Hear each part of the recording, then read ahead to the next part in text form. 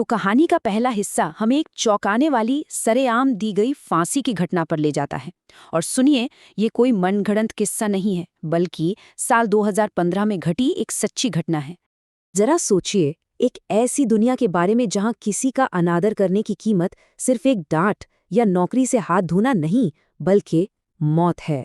आज हम एक ऐसी ही सच्ची और सच कहूं तो चौंकाने वाली कहानी की परतों को खोलेंगे। ये हमें दिखाती है कि जब किसी शासक के पास बेहिसाब ताकत आ जाती है तो आखिर होता क्या है।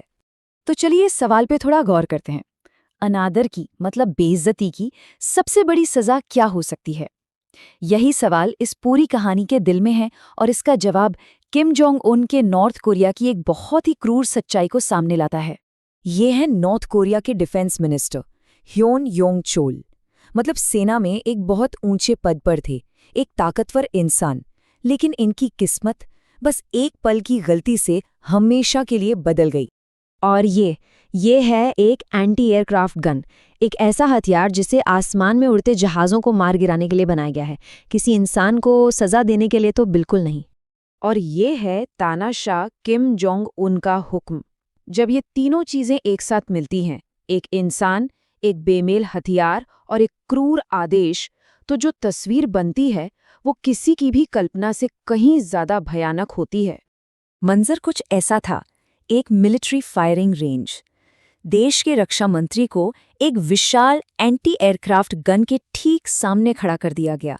ये सिर्फ एक सजा नहीं थी, ये तो ताकत और खौफ का एक सोचा समझा प्रदर्शन था।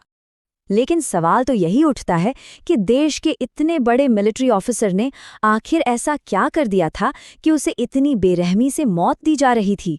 तो जुर्म क्या था?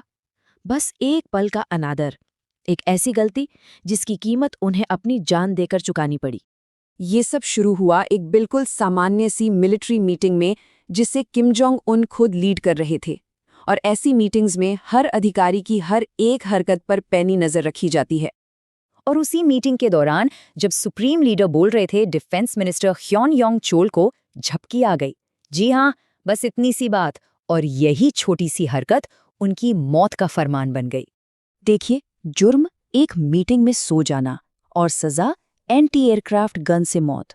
ये जो इतना बड़ा अंतर है ना, ये दिखाता है कि नॉर्थ कोरिया जैसे शासन में जहां लीडर को भगवान का दर्जा दिया जाता है, वहां एक छोटी सी झपकी को भी वफादारी पर सवाल और एक ऐसा अपमान माना जाता है जिसे माफ नहीं किया जा सकता।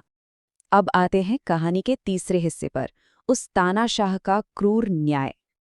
देखिए, घटनाओं का क्रम कितनी तेजी से आगे बढ़ा। 2015 की शुरुआत में वो मीटिंग हुई, मंत्री को झपकी आई, और कुछ ही हफ्तों के अंदर 30 अप्रैल 2015 को उन्हें सबके सामने मौत के घाट उतार दिया गया। इस सजा को और भी ज्यादा भयानक बनाने के लिए सेना और सरकार के 100 से भी ज्यादा सीनियर अधिकारियों को इसे देखने के लिए मजबूर किया गया। ये हर उस शख्स के लिए एक सीधी चेतावनी थी जो वहां खड़ा था। सुप्रीम लीडर के सामने अनादर का अंजाम यही होता है। और सरकारी तौर पर इस सजा का कारण क्या बताया गया? राजद्रोह और अनादर। सोचिए, एक झपकी को राजद्रोह का नाम दे दिया गया।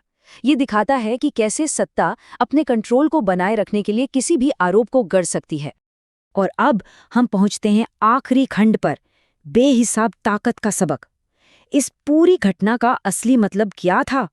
ये मौत सिर्फ एक सजा नहीं थी, ये एक पैगाम था।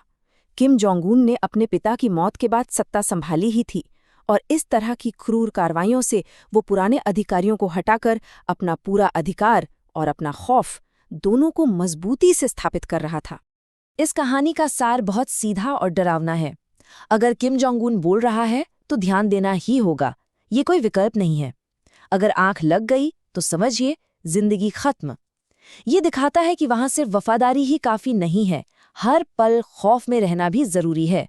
ये कहानी हमें एक बहुत गहरे सवाल के साथ छोड़ जाती है। जब सत्ता किसी एक ही इंसान के हाथ में सिमटकर बेलगाम हो जाती है, तो क्या एक इंसान की जिंदगी की कोई कीमत बचती है?